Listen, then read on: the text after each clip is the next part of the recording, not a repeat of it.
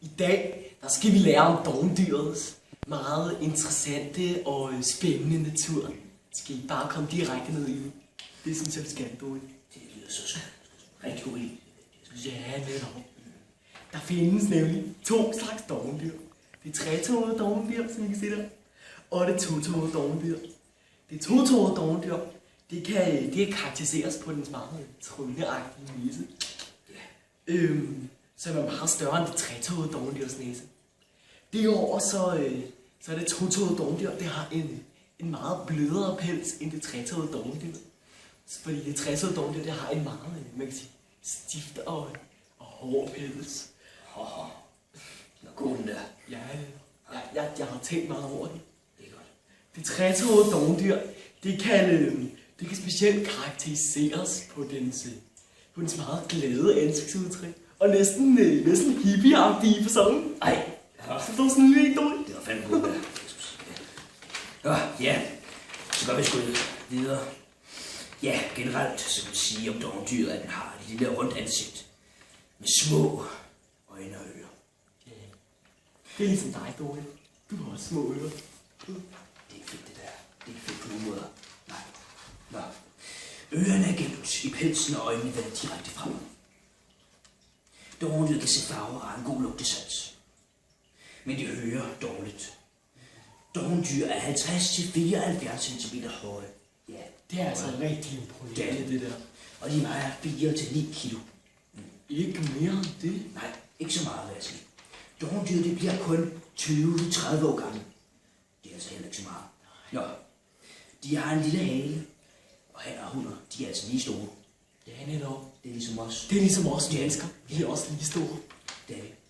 Dovendyrs pels kan have brune, grå, sorte og hvide farver.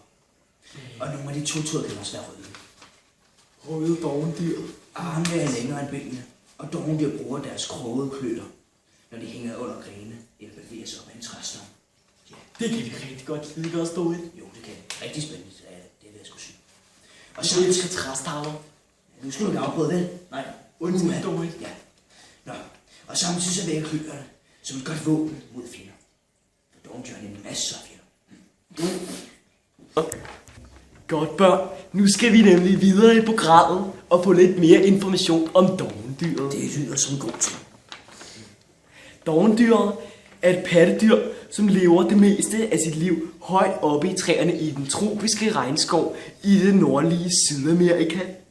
Dovendyret spiser udelukkende blade.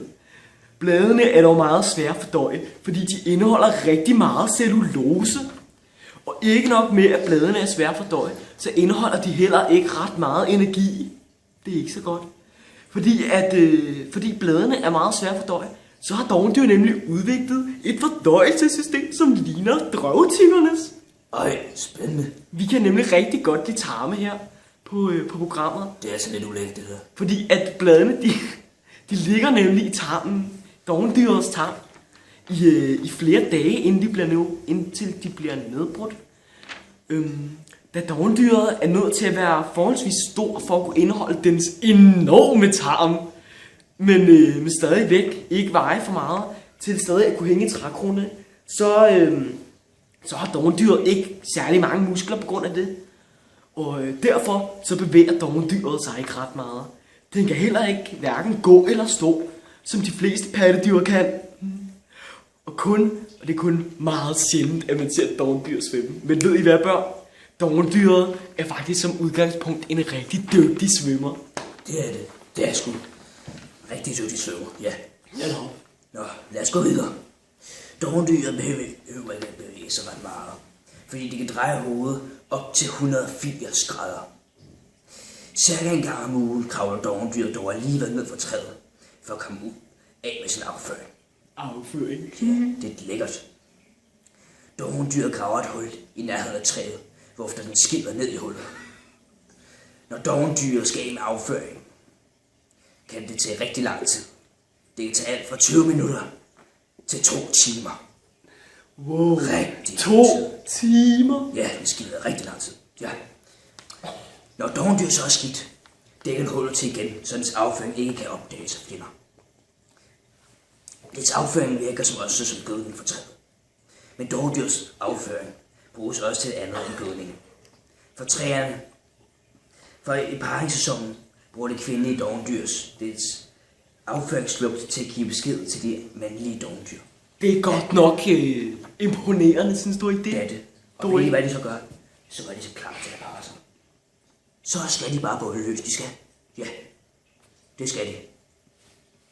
Derudover udstiller de kvindelige dovendyr et paringsskæld, som mest af alt lyder som et skrig. Ja, prøv at tænke på, hvis mennesker gjorde det. Det ville være noget værre noget. Det gør også, at det gør den også for at kunne tiltrække hænder. De skriger, for de damer vi er sammen, og de skriger det også nogle gange, Dorit. Det er for at få andre folks opmærksomhed, for at få os til at stoppe. Det passer. Det passer sgu. Ja. Nå, lad os komme videre. Godt børn. I regntiden, der bliver dovendyrets pels grønlig på grund af de alger, som vokser i dens pels. Dovendyret lever nemlig i... Jeg møder Dorit, man kan sagtens sige, at dovendyret, de lever i symbiose med algerne. Ej, det er smukt. Det er rigtig smukt. Og det får dem faktisk til at kamuflere sig med omgivelserne omkring dem, fordi de kommer til at ligne blade. Dovendyrets pels kan også være fyldt af insekter, Dorit. Det er ligesom mit hår. Ej, ad. Det var da ulækkert. Få det dog. Hvad? Ej, jeg er bare naturlig. Godt. For eksempel, der findes der et slags møl, som kun findes i dovendyrets pels. Møllene, de lægger æg i dovendyrets afføring. Det er ligesom mig. Det gør jeg også. Ja, Det er noget sjovt. det gør jeg ikke, Dorit. Det er faktisk ret mærkeligt, det der. Hvad? Nå. Og de voksne mølle, de lever i pelsen på dovendyret. De spiser de grønlige alger, som er i dovendyrets pels.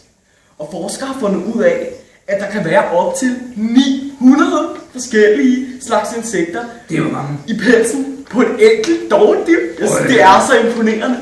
Det var dog. De er sådan nogle særskæbninger, de dovendyr. Men de er også ret søde. Ja. Jeg kunne godt. Vi har fundet ud af, at der er et vaskeægte dovendyr her på Kalminde Efterskole. Ja.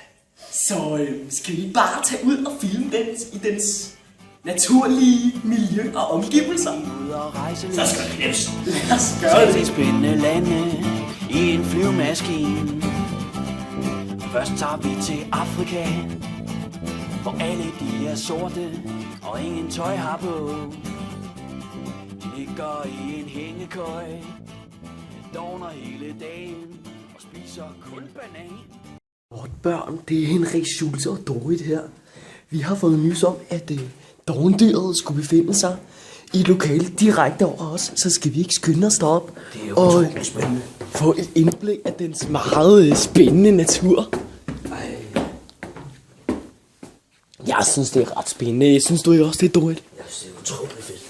Utroligt. Okay, dovendyret skulle befinde sig herinde i denne sal. Og jeg tror, det er godt nok allerede, Dorit, vi har spottet den. Ja. Et vaskeægte dovendyr. Ej, Nej, Dorit. ej, hvor fint. Den ser lidt død ud. Synes du ikke det, Dorit? Må den lever? Skal vi prøve at prikke til den? Ej, skal jeg noget? Ej, Jeg tror ikke, dovendyret sov. jeg tror, den er død. Er dovendyret død? Det var mærkeligt noget. Ej, sikkert en tragedie. Dovendyr. Dovendyr. Den bevæger på. Skynd dig. Den er levende. Og meget, meget vred. Løb, Dorit.